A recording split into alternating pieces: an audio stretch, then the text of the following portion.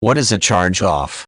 Charge-offs are credits that were previously carried as receivables on accounting records but are now considered uncollectible for some reason. The purpose of the charge-off is to allow a controlled procedure to take place that will exclude the inclusion of the uncollected credit when calculating the current balance in accounts receivable. Thus, a charge-off is a simple write-off that removes an item from the anticipated net income. The charge-off does not mean that there will be no further attempt to collect the outstanding debt from the debtor.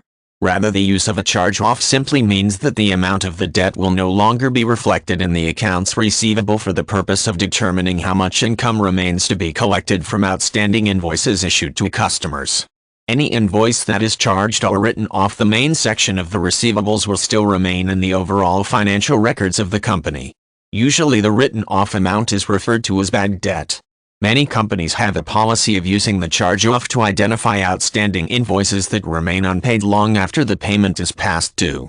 In order to avoid using a charge-off, companies may choose to send reminders periodically for up to 120 days after the due date of the invoice. After that point, the invoice may be charged off, removing it from the accounts receivable and turned over to a collection agency for further action.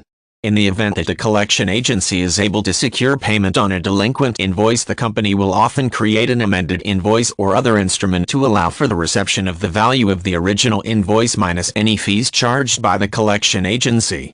The original charge-off is normally not reversed, although a few companies do prefer to follow that procedure and simply amend the balance due to match the amount collected and forwarded by the collection agency. The charge-off is a helpful way to remove an uncollectible debt from the accounting records of a corporation. This approach helps to keep the current accounts receivable figure up to date and provides the business owner with realistic figures about what income can be reasonably anticipated over the next 1 to 3 months.